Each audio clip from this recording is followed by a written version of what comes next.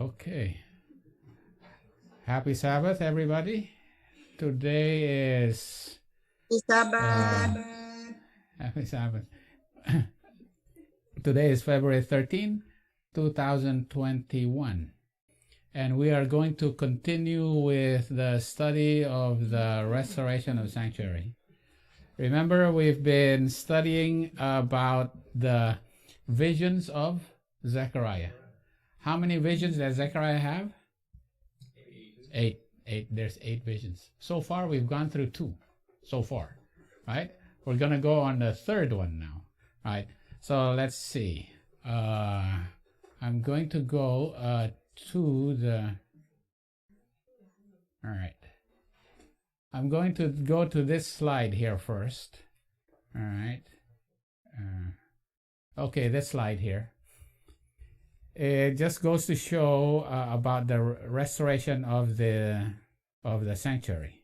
Okay, just to remind us where Zechariah was in this history. Remember, Zerubbabel came out of Babylon, right?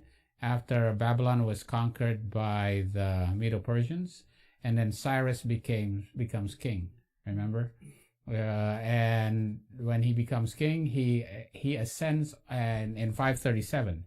And then he gives the first decree, and then they returned and started rebuilding in 536, right? And the temple was stopped. The building was stopped during the time of false Smerdis, right here, false Smerdis, right? But he only reigned for 7 months, so that's why he is not in the canon of Ptolemy, right? Remember the canon of Ptolemy? Yeah. Right, remember? All right, okay.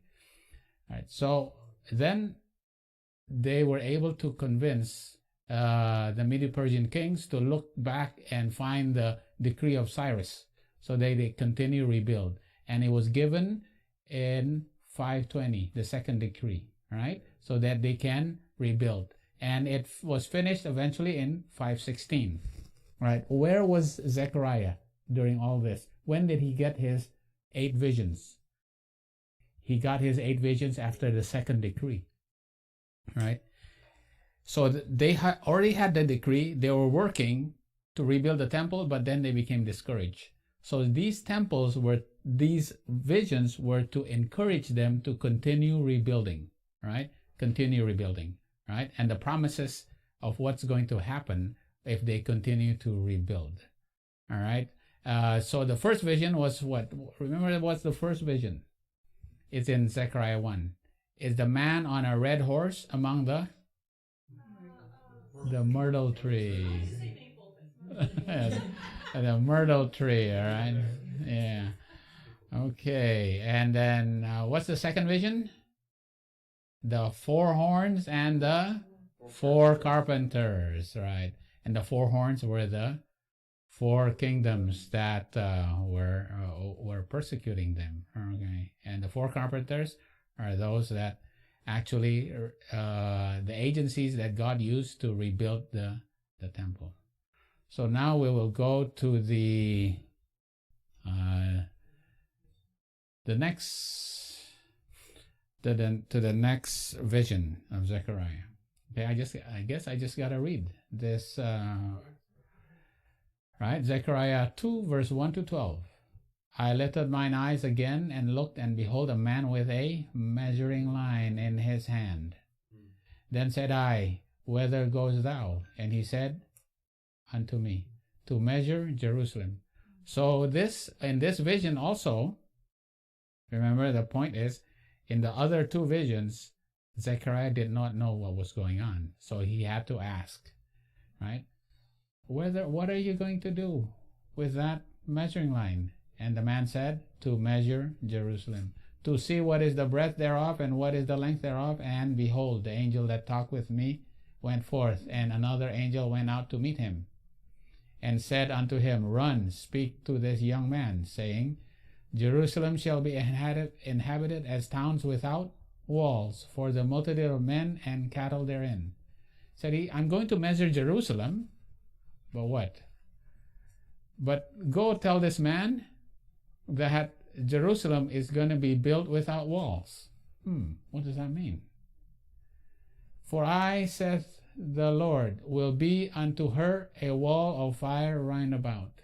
Because now this Jerusalem is going to be built, and instead of literal walls, I'm going to be the wall. And will be the glory in the midst of her. And I'm going to be the glory in the midst of this city. Ho, ho, come forth and free from the land of the north, said the Lord. For I have spread you abroad as the four winds of heaven, said the Lord. Deliver thyself, O Zion, that dwellest with the daughter of Babylon. Okay, remember, he says, you got to come out of Babylon. Remember where they were here? Zechariah was in this time frame. Okay? And did they all come out of Babylon? Zerubbabel. All right? And what happened? Because what's going to happen to those people who stayed back in Babylon is going to be the time of who's next? Xerxes. And who's Xerxes? Who's Xerxes? Esther's husband. And was that a time of trouble for them? Yes. See? What happens to you if you don't come out of Babylon? You're going to be in big trouble. You're going to have to suffer the time of Haman, right? And Ahasuerus, right? Okay. You got to come out. And then eventually, some did come out during the time of Ezra, right? During the time of Ahasuerus. Okay, I'm sorry, Artaxerxes. Artaxerxes. Okay, all right, where is my cursor here? Okay, let me see. For thus saith the Lord of hosts, after the glory hath he sent me unto the nations which spoiled you. You know, the nations that spoil you are the four horns. Yeah? I'm going to punish those who spoil you. For he that toucheth you, that toucheth the apple of his eye. For behold, I will shake my hand upon them, and they shall be a spoil to their servants. And ye shall know that the Lord of hosts hath sent me. Right? Those who spoil you, I'm going to spoil them. So what has happened to Babylon? Right. Babylon was conquered by the Medo-Persians. And how many years was it that Babylon reigned? Only 70 years. Yeah. Babylon, took them into captivity for 70 years. And Babylon was spoiled for 70 years. Right? Yeah. Sing and rejoice, O daughter of Zion, for lo, I come, and I will dwell in the midst of thee. I will dwell in the midst of thee, saith the Lord. And many nations shall be joined to the Lord in that day, and shall be my people. And I will dwell in the midst of thee. And thou shalt know that the Lord of hosts has sent me unto thee. And the Lord shall inherit Judah his portion in the Holy Land, and shall choose Jerusalem again. Be silent, all flesh, before the Lord, and he is raised up out of his holy habitations. Right? Okay, so you are told that there is a man who's going to measure Jerusalem. What do you think it means that Jerusalem is going to be measured? Jerusalem is going to be measured, right? Actually, this was already said in Zechariah 1 verse 6 and 7. In that vision where the man among the myrtle trees, God already promised that a line will be stretched forth upon Jerusalem, right? A line shall be stretched forth upon Jerusalem. What does it mean that a line is going to be stretched? Jerusalem is going to be measured, right? What does it mean? God had commanded, right, that Jerusalem be rebuilt. The vision of the measuring of the city was an assurance that he would give comfort and strength to his afflicted ones and fulfill them the promises of his everlasting covenant, right? So the measuring of Jerusalem is the rebuilding of Jerusalem, but it's actually even more deeper than that. It's not just a rebuilding of the physical Jerusalem. It's also the spiritual Jerusalem. Because why? It's a promise of the everlasting covenant. So we have to connect it with the everlasting covenant, right? Now, where is the everlasting covenant in this vision? I will dwell in you, and you will be my people. Isn't that part of the everlasting covenant? That's the everlasting covenant. This is how Ellen White connected the everlasting covenant with the rebuilding of Jerusalem. His protecting care, he declared, will be like a wall of fire around about. Through them his glory will be revealed to all his sons of men. That which he was accomplishing for his people was to be known in all the earth. Cry out and shout, thou inhabitant of Zion, for great is the Holy One of Israel in the midst of thee. That's a promise of the covenant, right? The everlasting covenant. All right. And where's the everlasting covenant? You can find it in Jeremiah 31, verse 33 to 34. Right? But this shall be the covenant that I will make with thee after those days. I will put my law in their inward parts. I will put my law. My law is my character. My character is my life. Is my word. Is Jesus. Jesus will be put in you. So now Jesus will dwell in you, right? And I will write it in their hearts, and will be their God, and they shall be my people. And they shall teach no more every man his neighbor, and every man his brother, saying, Know the Lord, for they all shall know me, from the least of them unto the greatest of them, right? So now all the nations will know the Lord, right? Because now the kingdoms will now be joined to the Lord.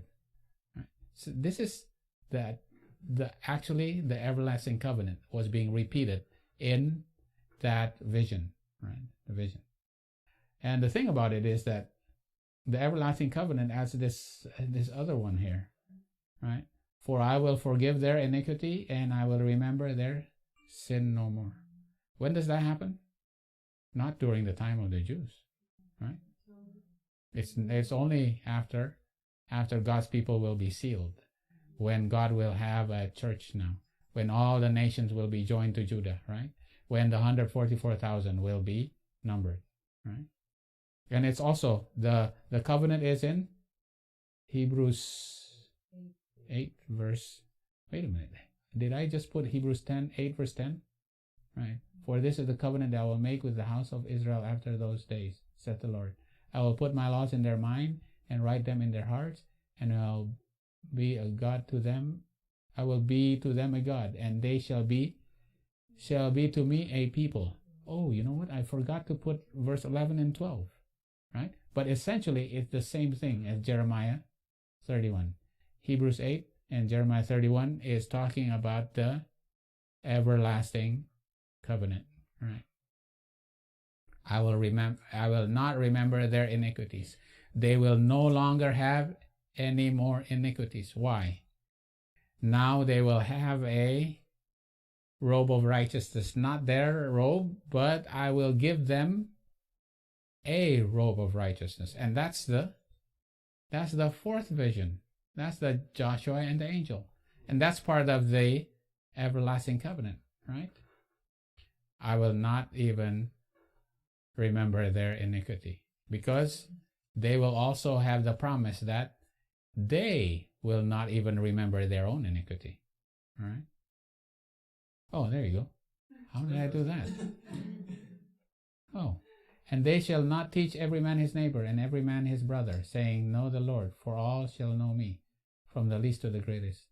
For I will be merciful to their unrighteousness, and their sins and their iniquities I remember no more. Right? They will be perfect. They will have the robe of Christ's righteousness. Right? Obviously, this is for the future. This is not for the time of the Israelites back then, right? Because they have to still build a wall. But just remember, I will be your wall, right? I will be your protection, and your protection and the wall represents the law of God, right? I will write the law in you. The law is God's protection, right? Okay, all right. So remember, They are to rebuild the temple during the time of Zerubbabel here. Now, the thing about it is, they had to rebuild a temple based on something that is different. Now, Ezekiel saw how they are supposed to rebuild the temple because it's bigger than the Temple of Solomon, right? When was the Temple of Solomon burned down? The time of the Babylonians, right? Yeah. The time of the Babylonians. So then they were taken to Babylon. When Zerubbabel was going to rebuild a temple, where did he get that? Where did he get the instructions on how to rebuild?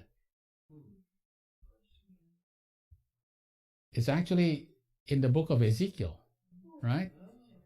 Right. What? Okay.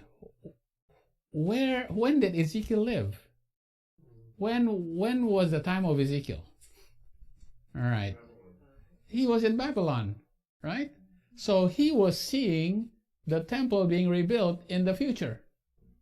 And then when we go to the temple, right? We'll go to the temple because the temple that he saw was called Ezekiel's temple, right? It was very detailed.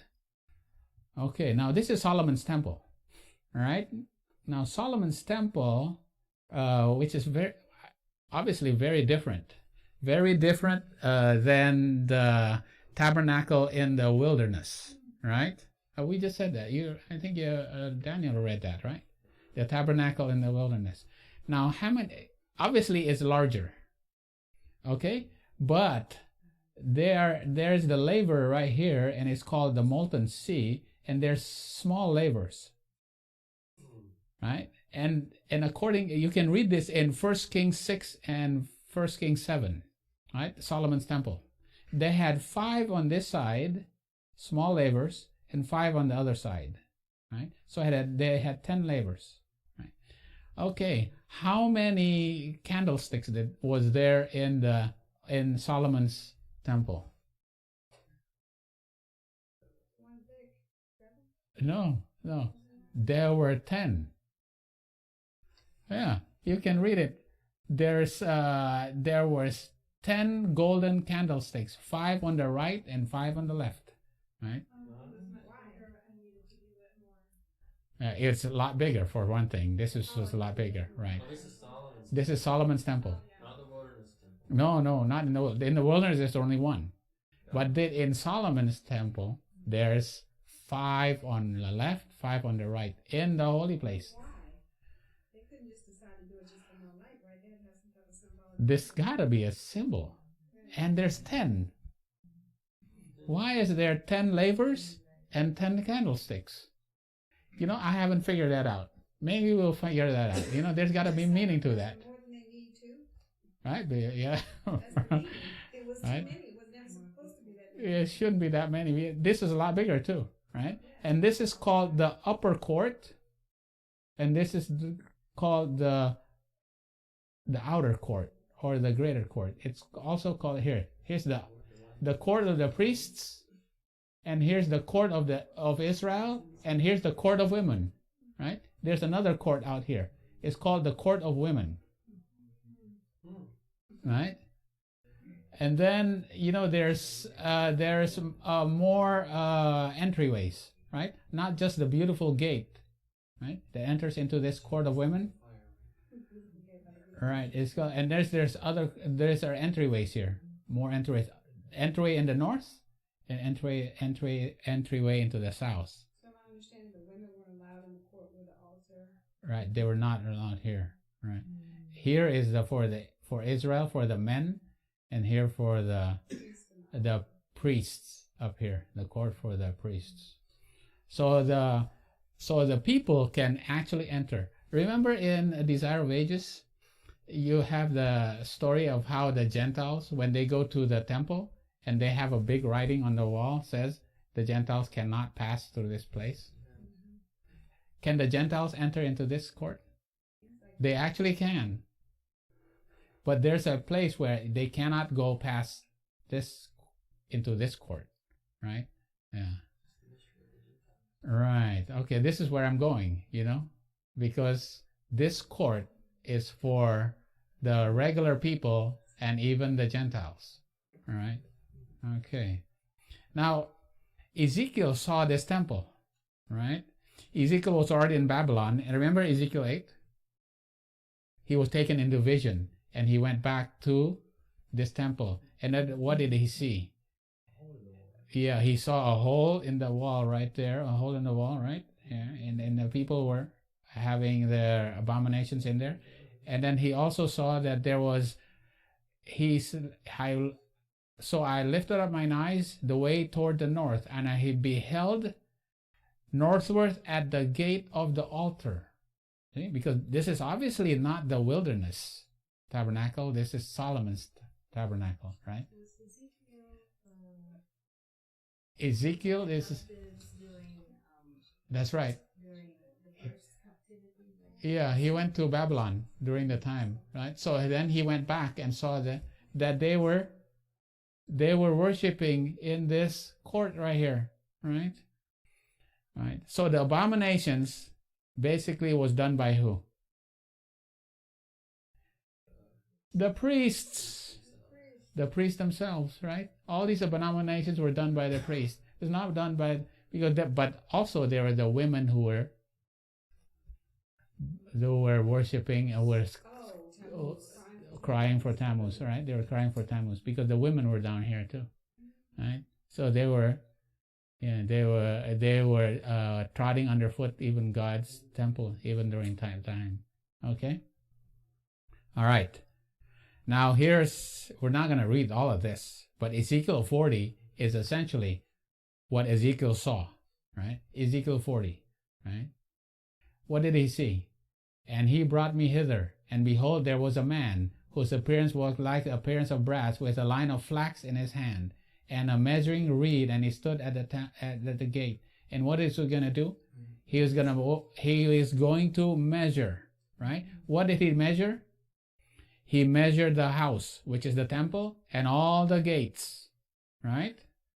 Okay. He measured the temple, the gates, all right? Verse 40. What else did he measure?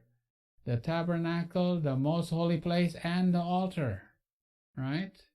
The temple, the gates, the altar. And what did he also measure? The outer court and the inner court, okay? He measured everything. And there's another thing that's very curious. There's another thing that he measured. And he measured the waters that was flowing out of the temple.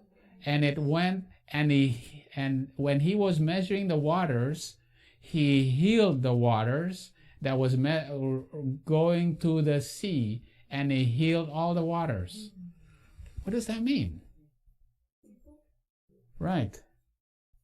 So when you rebuild the temple, right, the message that you give to the world will what? Heal the people. Heal the world. Right? Right. Yeah. There's a lot of deep meaning to this. But the thing about it is, everything was measured. Right? During the time of Ezekiel, everything was measured. Right? Because they had to rebuild the temple. The whole thing. Right? Okay. I'm going to go to Revelation 11, right? Because it's a little different there, right? Yeah, it's a little different there. This is Ezekiel's temple, right? It's a little different. It's actually not a rectangle, but it's a square, right? And here's the river that flows down to the sea, and the waters will be healed. Okay. That was never literally built, right?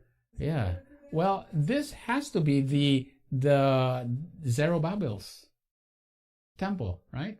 This has to be the template for Zerubbabel's temple. But remember, what happened to Zerubbabel's temple? It was renovated, right? It was renovated. Who renovated that temple? Who renovated the temple? Right? So Zerubbabel had to build the temple, right? They rebuilt the Zerubbabel temple for Zerubbabel. And then Ezra came and restored the services. And then Nehemiah came and restored the wall and the streets. All right, and that temple kept going on until who came? Herod came, right? And then he rebuilt that temple. Not only he rebuilt, he made it very large. Yeah, the Romans didn't want to destroy it. It was so pretty.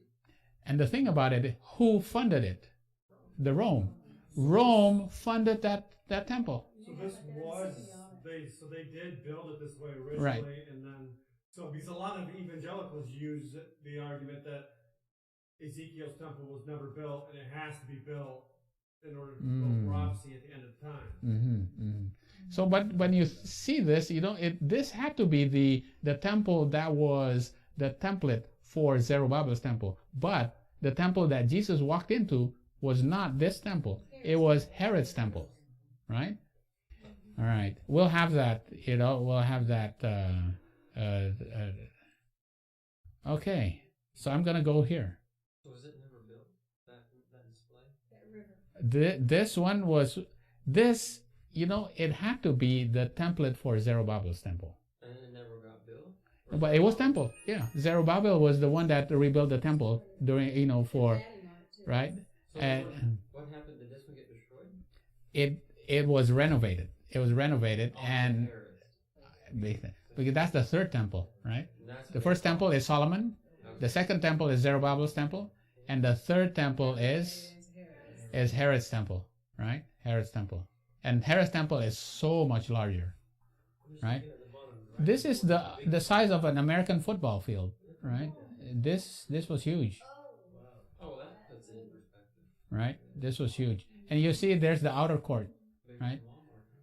It's huge. This temple is very, very big. Okay, all right, right. And the reason why, because right, people just kept on sinning, and they kept on bringing their sacrifices, and more sacrifices were needed. Wow, that's a good question. And there had to be. There's a big. It was huge. It was huge. Yeah, it was really, really big. It was really big. Okay. This is his vision. So it makes sense in Ezekiel 9, Ezekiel 8, when he sees them coming, how he goes, the going through the door, Right. all these gates. There's the gates here. See, the northern gate, the outer gate, the southern gate. There's a lot of gates, right? And the secret chambers. Look at all these chambers, right? That makes sense. All these chambers. Yeah, it's hard to imagine that with a typical free structure that. I'm like, See, that's the thing. That is not. Ezekiel saw the temple. It was even Solomon had all these chambers in the Solomon's court. And there's the outer court, the inner court, right? It had to be cleaned, right? It had to be cleaned. Right? Yeah, it was all corrupted. Okay. All right, now we go to Revelation 11, So there's I have to go to the Bible and just look at all the man with a measuring line, right? So there was one in Zechariah, there was one in Ezekiel, and here's the one in Revelation 11. And there was given me a reed like unto a rod, and the angel stood, saying, Rise, and measure the temple of God, right? And the altar, and them that worship therein, right? Yeah. So measure the temple, the altar, and the worshippers, the host, right? So this is what Ellen White's talking about here, right? Okay, right? So she quotes Revelation 11. And there was given me a reed unto a rod, right? Arise and measure the temple of God. This solemn work is to be done upon the earth. Look and see how stands your measurement of character as compared with God's standard of righteousness, His holy law. The worshippers are to pass under the measuring line of God. Who will bear the test? Christ says, I know thy works. Nothing is hid from him of whom John says, his head and his hair were white like wool, white as snow. So this is God, right? So when God's people had to be measured also, right? Because they were measured and they had to go under the horns of the nations that persecuted them, But these nations also had to be measured as well. The nations also had to be receive their own judgment, right? God's people has to be measured, had to be judged as well, right? And when you read Revelation 11, what vision was this about? Revelation 11 is about what vision? What vision? It's no longer the churches, remember? The myrtle trees was like Jesus walking among the candlesticks. It's like the vision of the churches, the 7 churches. This Revelation 11 is about, for one thing, it's 7, for sure it's 7. But 7 what? 7 trumpets, right? So this is related to 7 trumpets. Because what happens to the horns that persecute God's people? They are judged, right? Babylon is judged. Medo-Persia comes and... Right. And remember how the kings come and destroy Babylon? The kings of the east, right? God sends the kings of the east. Now, Rome. How is Rome judged? The 7 trumpets. The first 4, you have in Revelation 8, Revelation 9, 10, and 11. It's all about the trumpets. And what do these trumpets bring? Judgment. Right. The first is, the first 4 are the barbarians, right? The Goths, the Vandals, the Huns, and the Heruli, right? They are judgment against. Why? Because they made a Sunday law. And they had the Council of Nicaea, right? And therefore, they have to be judged, right? Then they come. That's the first 4, the trumpets, right? What's the 5th trumpet? Then Islam, right? Yeah, right? Against papal Rome, right? Yeah, papal Rome. And the second, the 6th is also Islam. The first woe is Arabian Islam. The second woe is no, not Arabian Islam, but Turkish Islam, right? Turkish Islam during the time of the Dark Ages, right? So it's Islam, the woes, and it's trumpets. There is the judgment upon the horns, right? Upon Rome, okay? You're gonna and the east, the king from the east, is like the locust that comes in from the east, right? As well. The 7th starts in 1844. The 7th trumpet starts in 1844. Then the 3rd woe comes. It's also Islam comes after, and we understand. It's modern Islam. It's modern Islam. The Heruli. Oh, that's right, Heruli. And then Ottoman Empire. Right. But the 5th is Arabian Islam.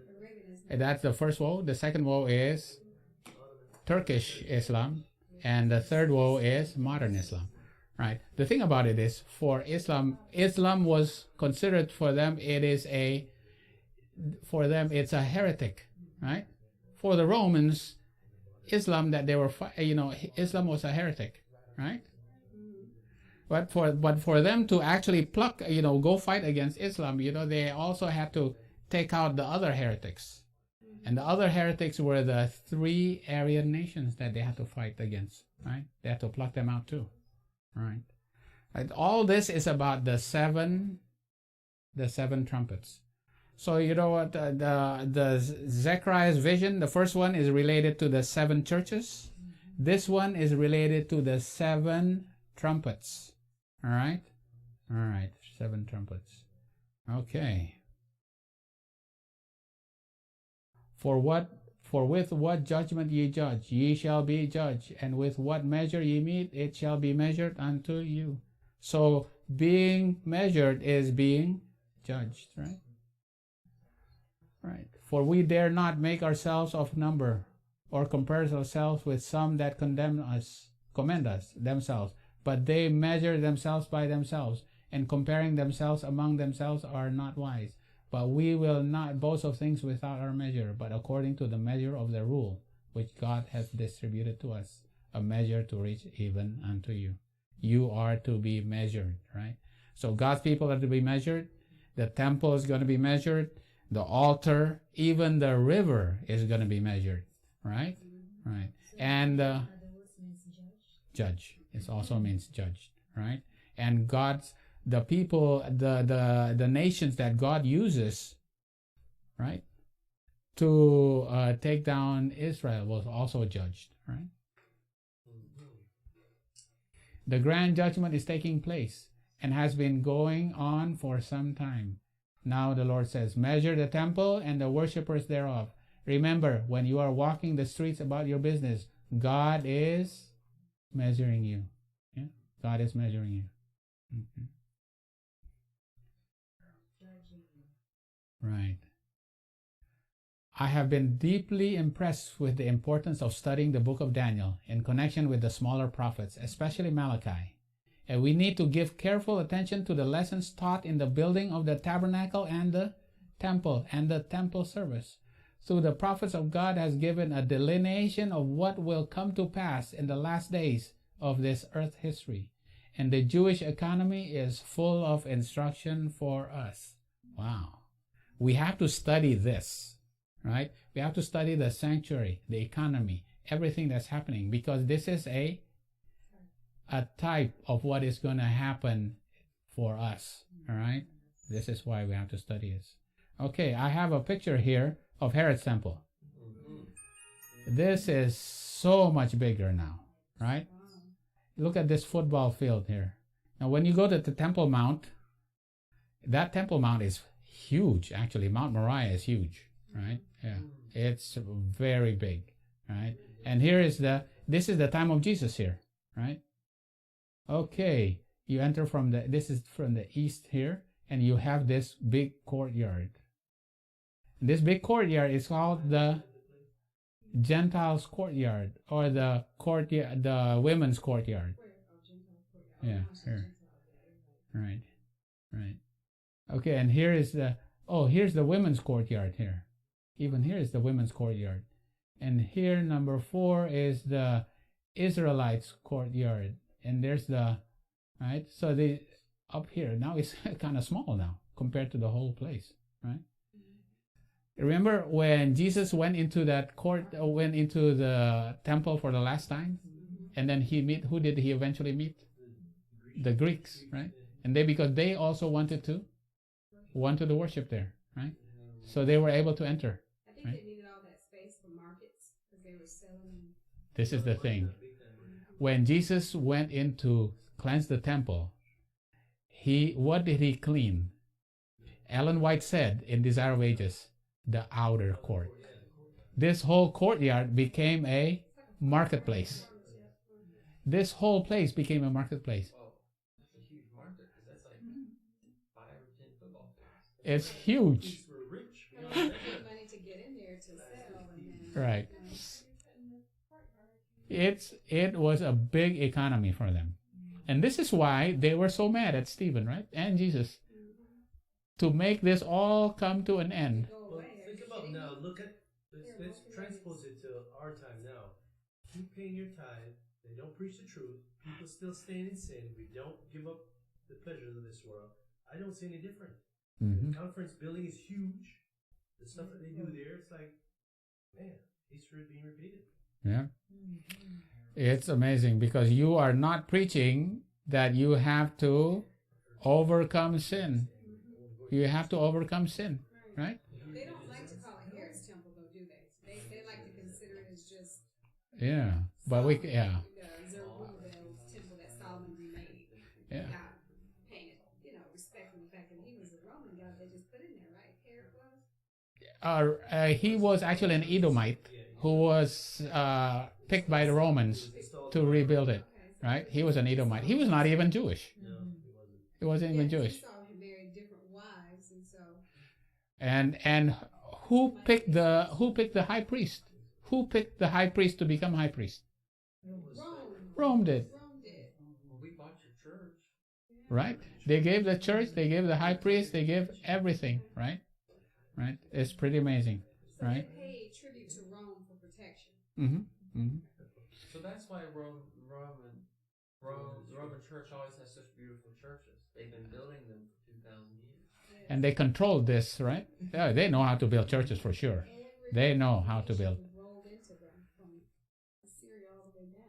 There's no way the leaders would have repented and turned to Jesus. No way, because that's not. They would have become broke, destitute, from multi-gazillionaire to destitute. And the thing about it is, when did Herod start rebuilding this temple? It says here. Now, I took this from this is Logos Bible software, okay? Around 20 to 19 BC, when Herod began rebuilding this temple. Remember what the Jew says? You want to take down this temple in 3 days and rebuild it? When it takes how many? 46 years. 46 years, right? And those 46 years end in what year? When did the most of the renovation was done? 64 AD. No, this is... Oh, 19 BC. That's when he... It actually ended in 27 AD. What happened in 27 AD? He was baptized, Right? And what was one of the first things he did after he was baptized? He went to the temple, and what did he do? That's a brand new temple. Had a clean house. First thing on his list. First thing on his list, I gotta clean this temple. It was newly renovated. Probably borrowed it for 30 years, but it wasn't his time yet. 46 years it took them to rebuild it. Right? Yeah. Well, that's what I said. It took us 40-some years to build this year. Yeah. Down in 3 days. So Right. just for a time reference for me, so when Zerubbabel started it was 20 something? Yeah. 520, yeah, something like that. And so it existed for several centuries. Restaurant. Until Herod came along and said, hey, we got to fix the place up. And make it huge and beautiful, right? And they were so proud of this. They looked at it and they were so amazed how beautiful it was, right? That's in Great Controversy, chapter 1. Right. The soldiers, none they didn't want to destroy it because they had an investment in it. So at this point, it had become more beautiful than Solomon's temple, or not really still? Wow. Because Christ came on the scene. Well, That's that what much I made it know, better but than I'm the just other saying one. physically. Because see, Yeah. in my brain, I'm still thinking that physically it was subpar, but then I'm hearing, no, it wasn't subpar. It was so beautiful, right? Because by the time Herod got it, they really had. Spruced it up. Okay. Yeah, it was Some really. had more gold. Yeah. I think Solomon's had more real gold. Maybe this has larger square footage. Yeah, it was Now, huge. how It does was that huge. work as far as That's correct. the concept of, second, third temple? It seems like in reality it's all really the same thing.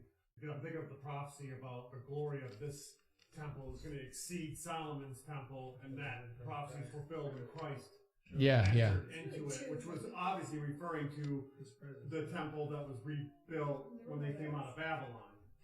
That's a So good it's kind of question. like That's a good question. they're just kind of expanding the same That's right. temple. It's Right. not so It was much not but- taken down and rebuilt from scratch. They just renovated it. It's a renovation. And probably God's influence diminished. Mhm. You don't even know if God even acknowledges this particular. Oh, actually, he went into this temple and he taught in the courtyard, right? Yeah. He taught because he's a For 5 days. right. He right. Yeah, because he had to cleanse this also, right? As a child, he went there and worshipped. He just built things to increase the business. That's right. Building the conference to increase the business. Yeah. Okay. Same thing today. All right, we go and Increase income.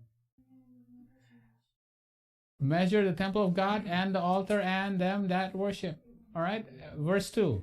But the court which is without the temple, leave out and measure it not, for it is given unto the Gentiles. Right, that's the outer court. Right, this is talking about the outer court. Right, because the Gentiles are now what? Defiling us. Right, and the holy city shall they tread underfoot. 42 and 2 months, 42 months. And I will give power unto my 2 witnesses, and they shall prophesy 1,260 days. What's that? 1260 days. Which 1260 are we talking about? The prophetic 1260. Yeah, well, this is a 1260, which is the 1260 that the Gentiles are trotting foot under God. 538. This is right here, right? Yeah. 538 until 1798. Now here's a question.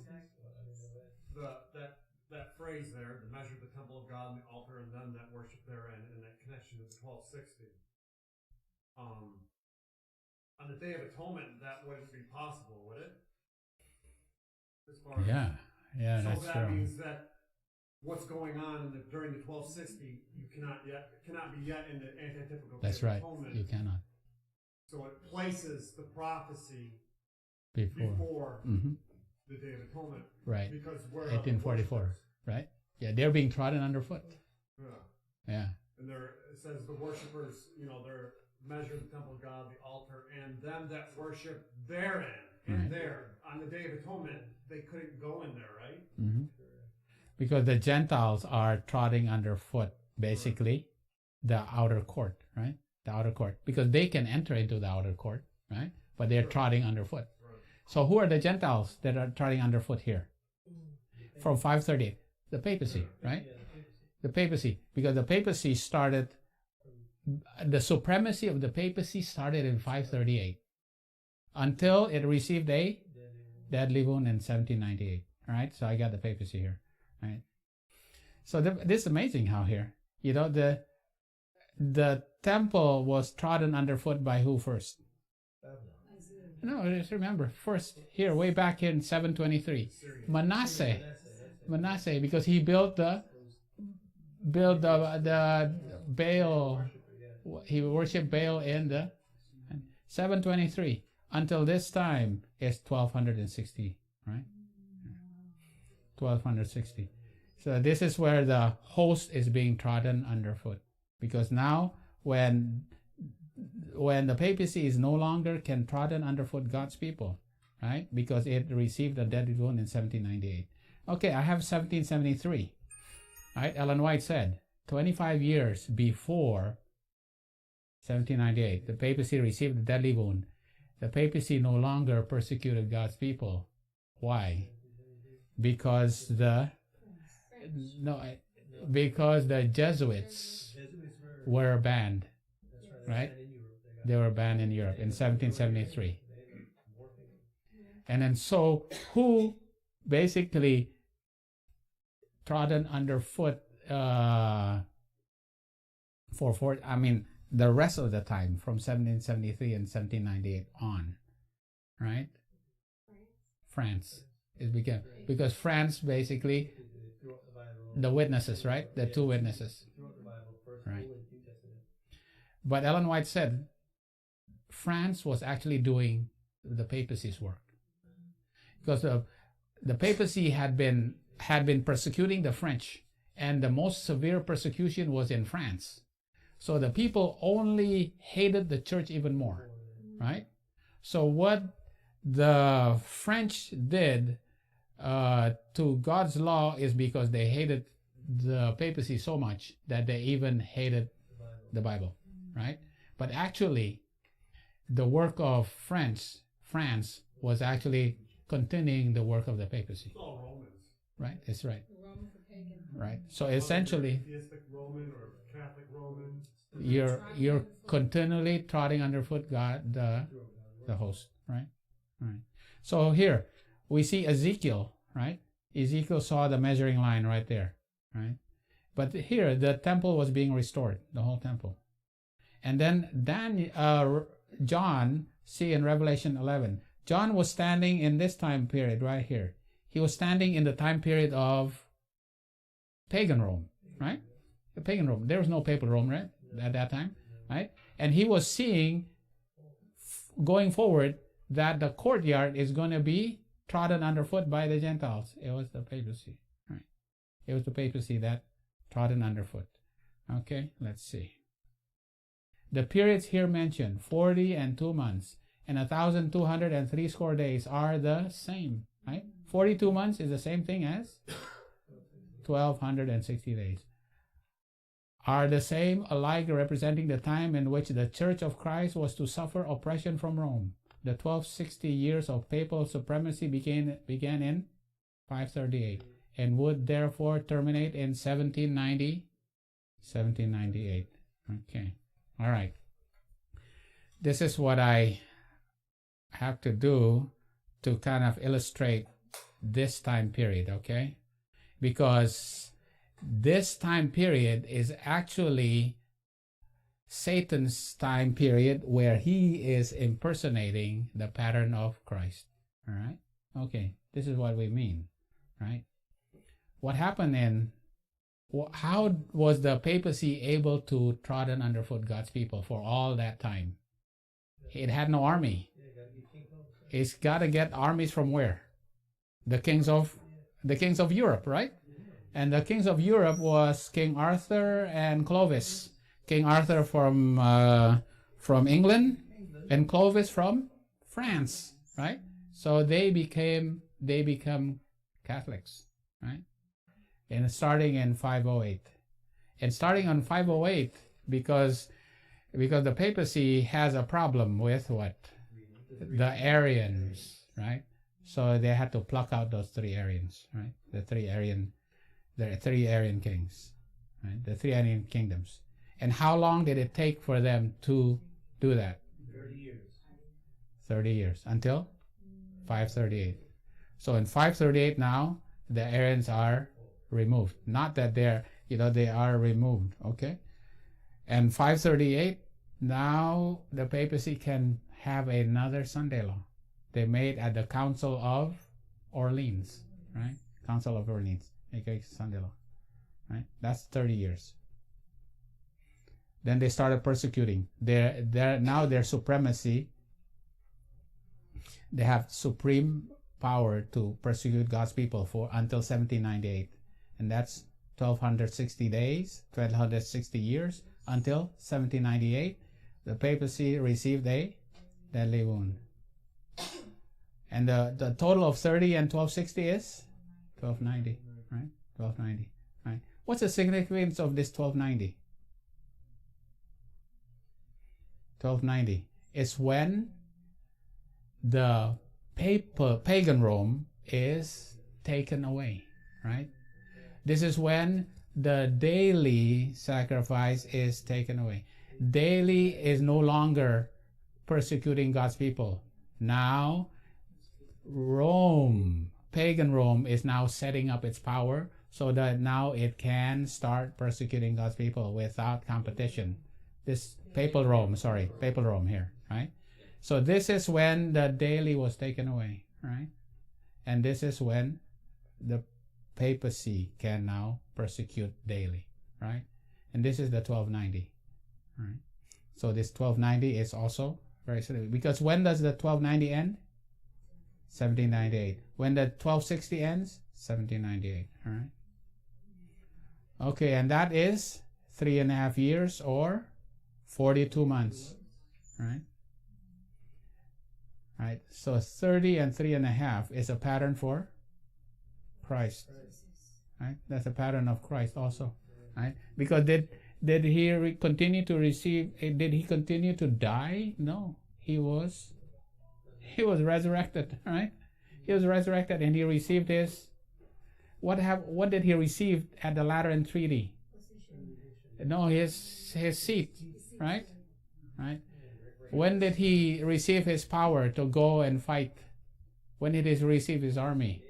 When the United States made an alliance, right, in 1989, right? He received his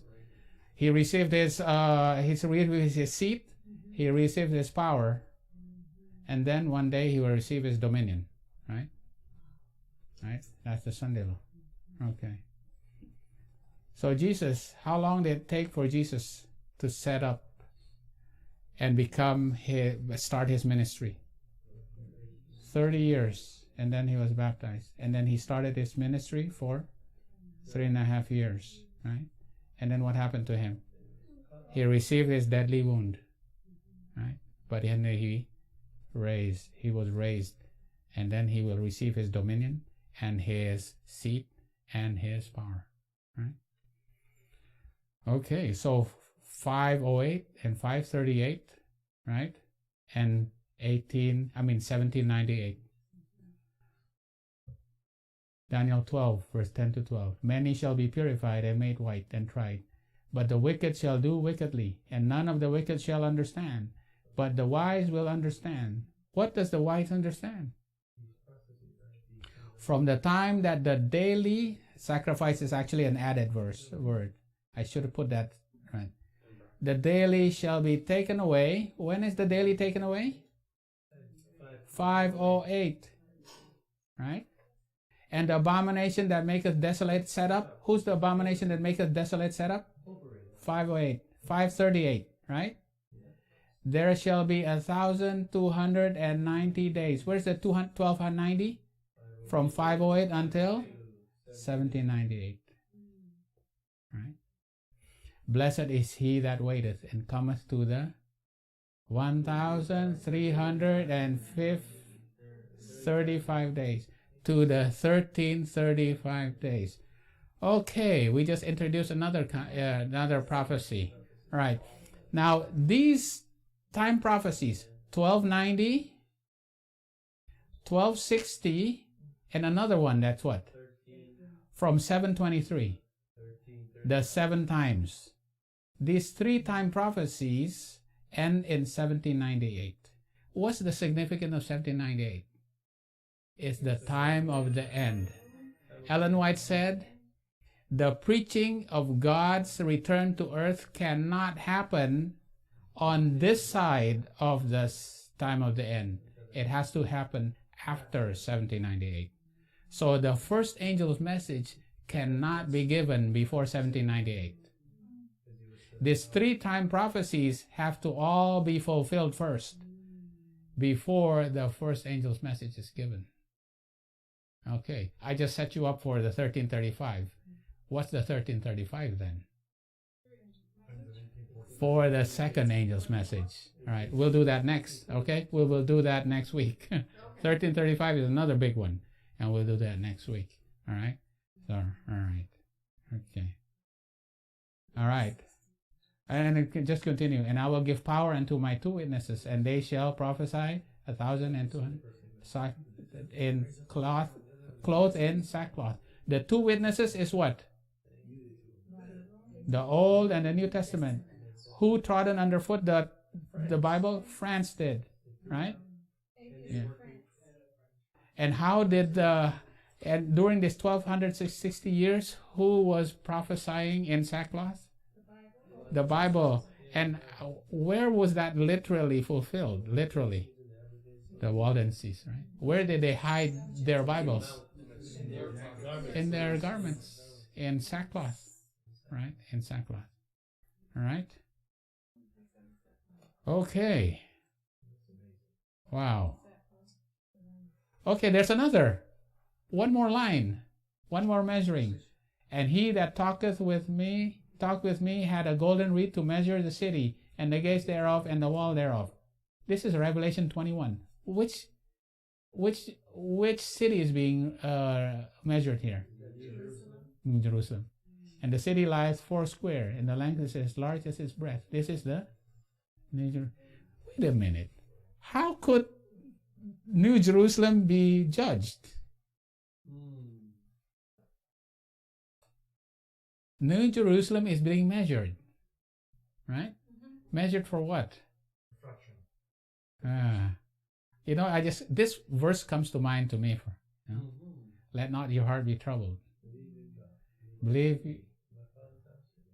in my Father's house are many mansions. I'm going to measure your house in heaven. I'm going to measure Jerusalem to prepare this place for you.